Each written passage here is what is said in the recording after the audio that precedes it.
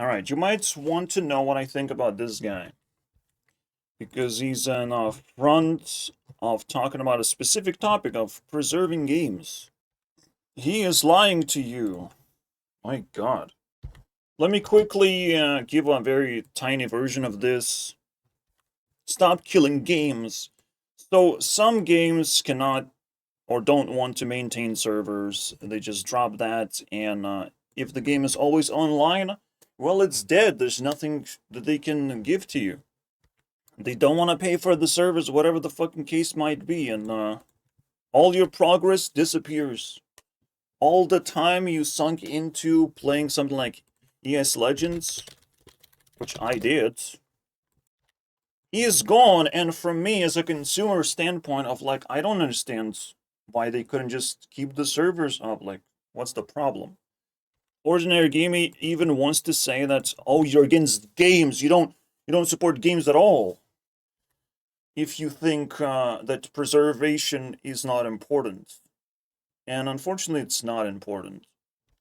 At least not for me. I have made the Creeper's Forge. And technically, you can download it and play it most of the time that's gonna work.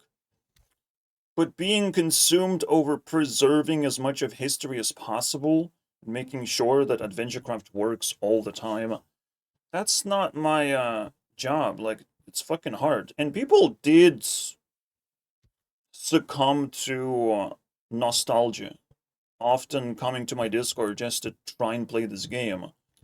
I did the best I can, I gave all the links, all the downloads, but eventually I had to move on. We have a piece of history left over. I will always remember the Creeper's Forge as a story that I told. I think it's a brilliant move to save history through videos, not through actual downloadable material. And YouTubers should know that by now, but fail to recognize that part. Very bad. The fact that internet is full of hate does not surprise me, and this guy's being dunked on from every fucking angle imaginable, because people just trying to participate in a topic using someone else's face. Or they are genuinely hateful and they just want views, or they're the drama channel, whatever the case might be. It all flocks down to just the same thing. Paste this on a thumbnail, say something negative, usually, because you're part of the mob. What this guy is, he has a YouTube channel, which I checked out. 2.5 million, and he explains, usually when he's ready, like the full extent of the controversy. Before the controversy even began, he explains his point of view.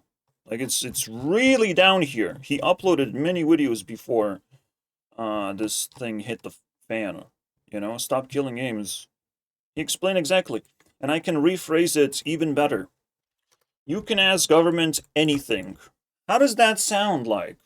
It's very familiar to all these stories about the devil. You ask him anything, but he delivers the worst possible version of your wish. Government is exactly like that. They will deliver the worst possible version so that your wish falls apart as quickly as possible. They don't care about you, bro. They just want to grab more power and flex that they can actually change the world the way people desire. Back 10 years ago in YouTube cycle, dealing with the government wasn't really a thing, but recently it's becoming the trendy move. One guy wants to file a bunch of lawsuits. Another guy is literally a lawyer on YouTube, spreading his point of view. And then some guy literally becomes a super duper lefty out of nowhere after having cancer. Beautifully done, my friend.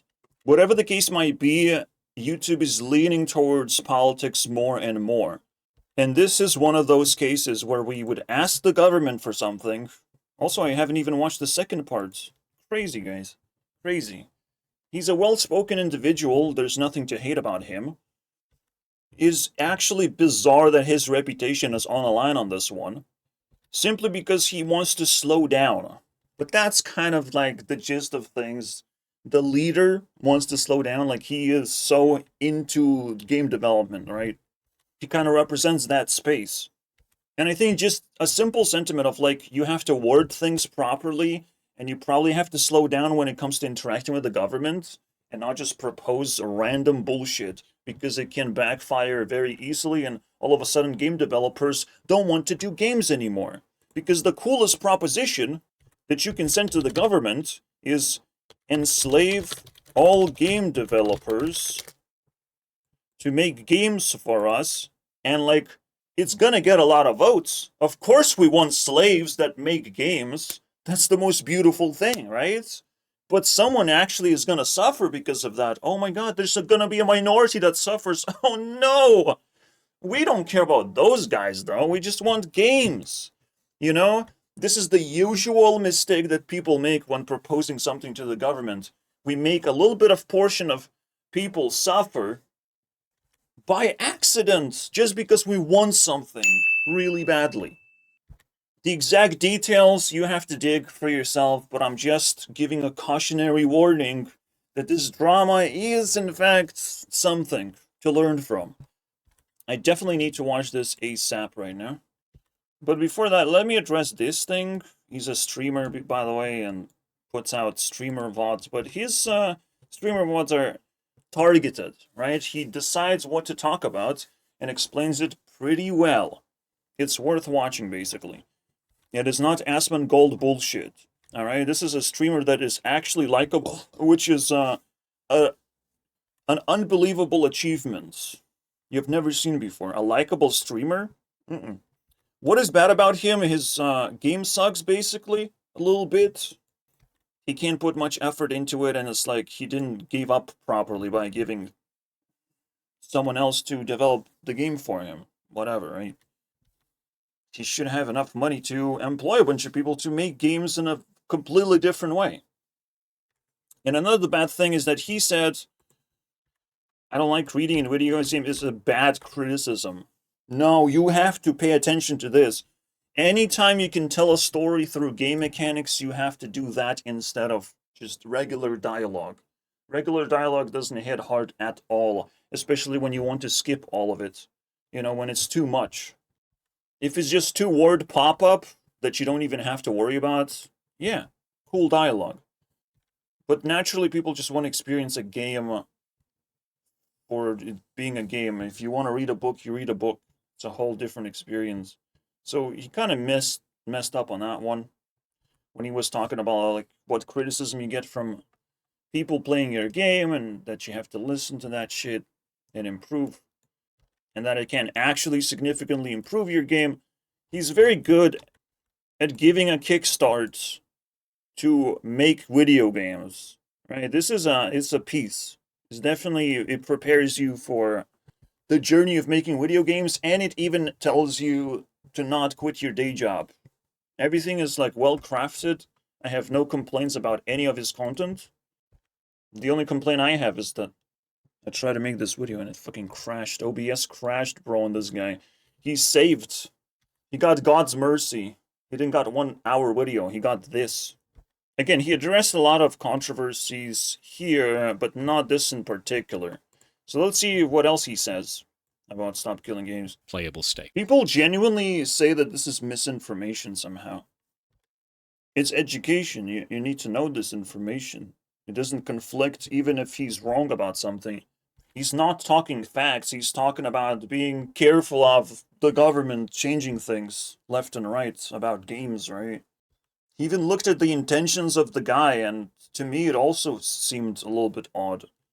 The guy making the initiative Is a little bit. I would rather just somehow kill subscription model. That would be much greater thing to fight. Because this shit sucks in so much money for nothing, bro. And bothers so many people. Every time you pay for 1 month, you gotta cancel. Why can't they just take the amount of money that I'm willing to put in? What the fuck, right? Let's say that a live service game, maybe it's an MMO. That's the key point, by the way. Usually, every online game is trying to be a subscription model. Some of them are free, though. But you still put a lot of effort, and preservation does matter. There's a whole new world when it comes to preservation. Don't be attached. Don't think that preservation is so important. Someone is gonna do it. Like I did the AdventureCraft thing, and someone actually worried about preservation of the entire AdventureCraft. Cool. All right, you worry about that, but it is not really a big priority subject. The big priority subject is to get as much cool experiences, get game development experience if you can, be inspired to do something, to create something, right? And most importantly, upload videos of things you think are interesting, and it could be a part of history. Essentially, when a game shuts down, you have all these opportunities, so you don't really have to cry about preservation of some old games that people feel nostalgic about. I've actually made a video about nostalgia and how it damages people, basically. Nostalgia is a bullshit. Let things die. If they're trying to die, let things die. There's nothing you can do about it. Humans die too. There's nothing. Nobody's calling about preservation of your dead parents or some bullshit like that. Reincarnation, fucking necromancy. No one is practicing necromancy because that shit is literally impossible. Life prevents you from reincarnating your parents besides memories. You can keep memories. That's nice.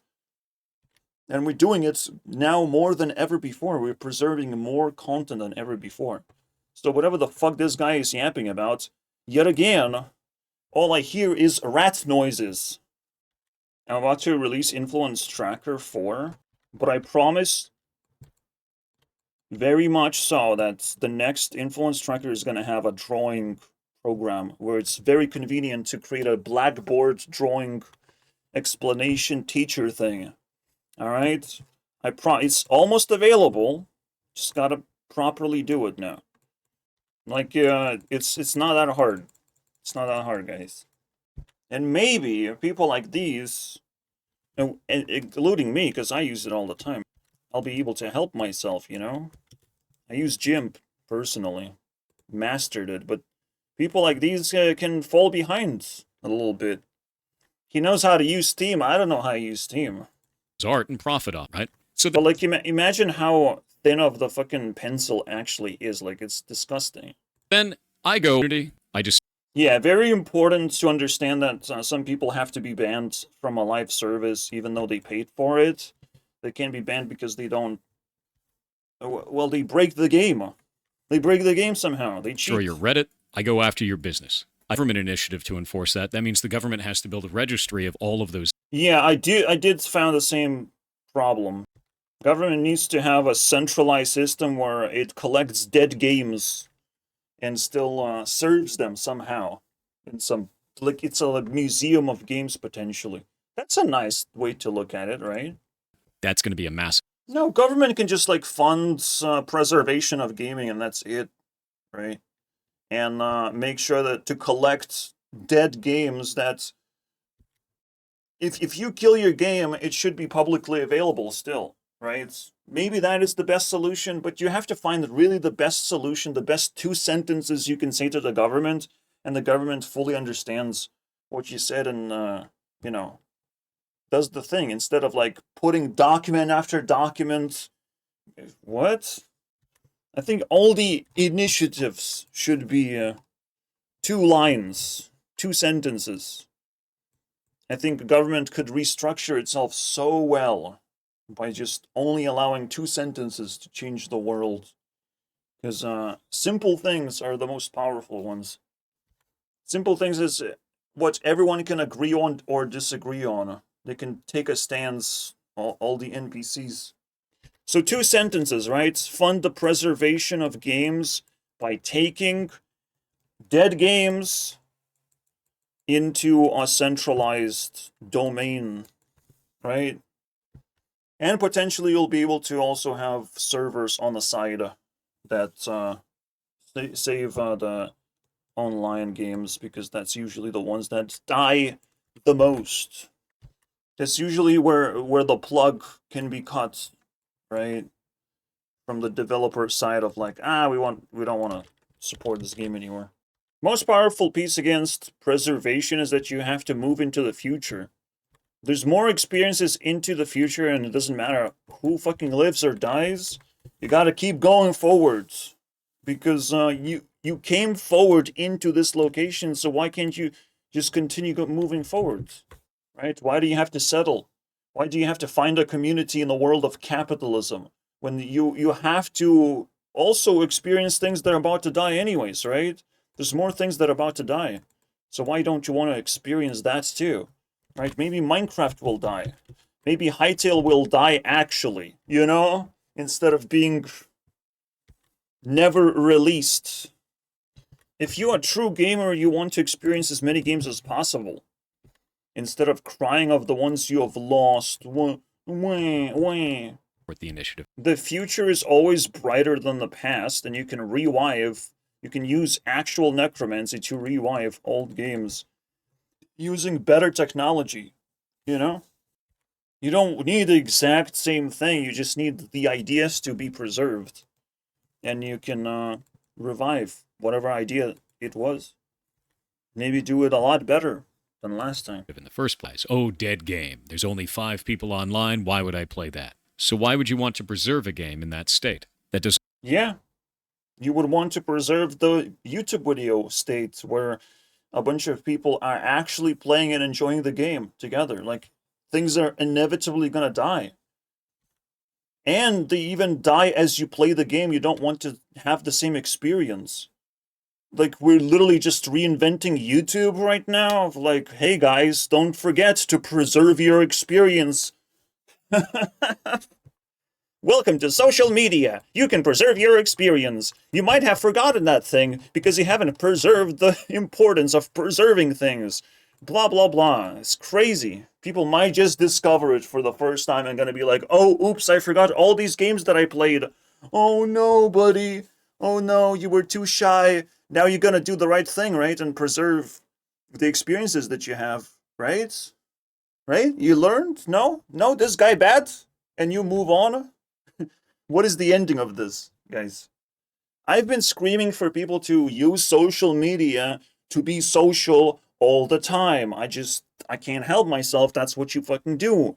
But most people want to be anonymous haters. Wow, very beautiful. I love that for you Doesn't make any guys. sense. Bringing it back at it. So yeah, governments can't do shit in this situation. It's too complicated, it's too technical, and you can do it better.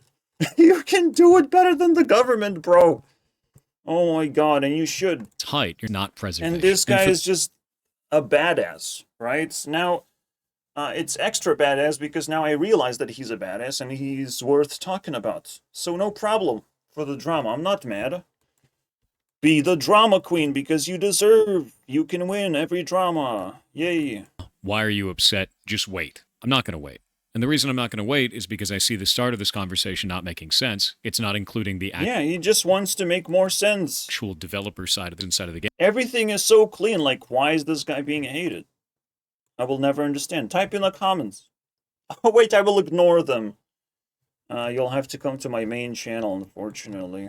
Guys. Gaming Get industry to for work people extra, who are actually making extra the hard. game and some of the dangers that this can cause as it is All currently right. written. Alright, guys. I also hope, as a Disney princess, I also hope that you were informed. And most drama is absolute ass. Why are you watching this? You should be preserving 5 of your favorite games already. Holy shit, man.